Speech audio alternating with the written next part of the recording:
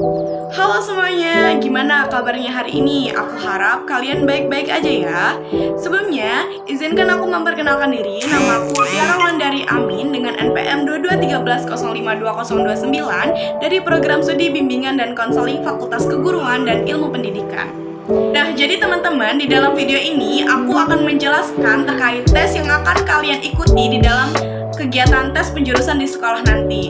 Jadi, buat kalian yang masih bingung dan masih penasaran tentang apa aja sih yang harus dipersiapkan dalam menghadapi tesnya dan nanti kita tuh akan ngapain gitu kan. Jadi, bisa simak video ini sampai akhir ya. Nah, jadi teman-teman, di dalam kegiatan tes penjurusan di sekolah nanti, kita akan melakukan 3 jenis tes. Yang pertama ada tes intelijensi, yang kedua ada tes minat, dan yang ketiga ada tes bakat. Jadi tujuannya apa sih? Kenapa kita harus mengikuti 3 jenis tes ini? Tujuannya itu agar kalian dapat memahami diri sendiri guna untuk mengambil langkah-langkah pendidikan selanjutnya. Jadi kalian bisa tahu apa yang menjadi minat kalian, apa yang menjadi potensi kalian, dan apa yang kalian inginkan sehingga tidak salah langkah dalam mengambil jurusan-jurusan yang akan kalian minati. Jadi kalian tuh nggak nyesel dalam mengambil keputusan itu. Oke, selanjutnya aku akan menjelaskan tes yang pertama, yaitu tes intelijensi. Jadi, tes intelijensi adalah sebuah alat ukur yang mengukur kemampuan berpikir siswa dan pemahaman siswa. Kalian tentunya nggak asing kan sama yang namanya IQ. Nah, jadi IQ itu adalah sebuah hasil dari tes intelijensi, salah satu hasil dari tes intelijensi. Jadi buat kalian yang penasaran sama IQ kalian tuh berapa, bisa ikut tes intelijensi ini dengan baik dan sejujur-jujurnya. Lalu, hal-hal apa saja yang harus dipersiapkan ketika ingin mengikuti tes intelijensi ini? Jadi, yang harus kalian persiapkan, yang pertama adalah kondisi mental yang baik. Jadi, kalian itu harus tidur yang cukup, makan yang teratur, tidak boleh terlalu kenyang dan tidak boleh terlalu lapar. Dan juga kalian itu harus tenang dalam mengerjakannya. Tenang aja guys, dalam tes intelijensi ini nanti yang keluar itu bukan nilai mata pelajaran. Jadi kalian gak perlu takut untuk nanti soalnya sulit atau enggak kayak mata pelajaran, itu enggak banget ya guys ya. Jadi aku harap kalian itu ngerjainnya tetap tenang, enggak perlu belajar apapun, kalian cukup tidur yang nyaman, makan yang teratur, dan tetap tenang. Nah, alat tes yang kedua adalah alat tes minat. Jadi, apa sih alat tes minat itu? Alat tes minat adalah sebuah alat tes untuk mengukur atau menemukan apa yang kita minati dan apa yang kita sukai.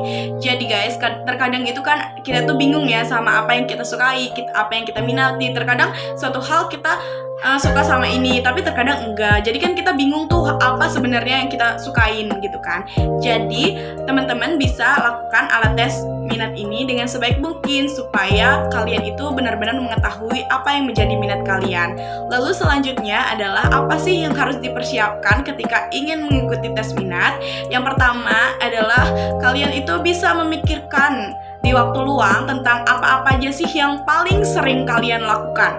Atau bisa seperti kalian tuh memikirkan hal-hal apa saja yang kalian nikmati ketika waktu luang tiba.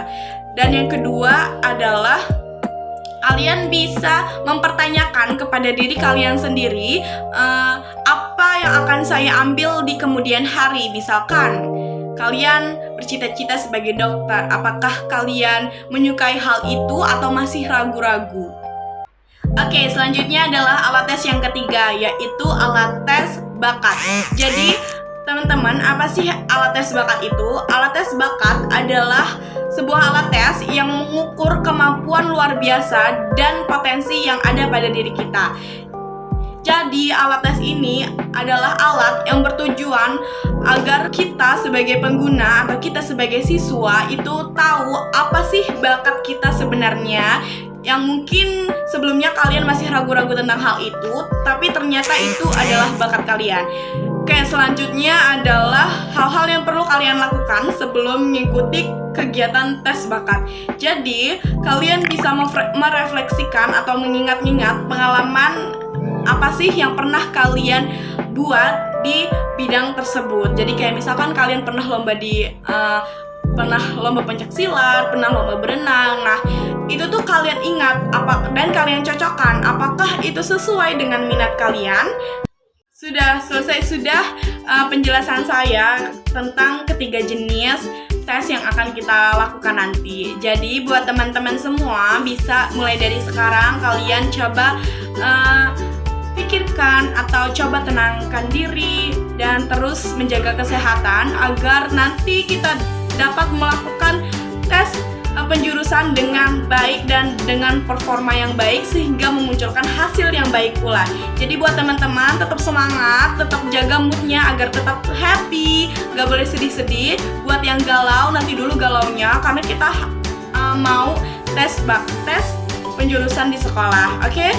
Terima kasih. Aku harap kalian mengerti tentang penjelasan aku. Terima kasih. Wassalamualaikum warahmatullahi wabarakatuh.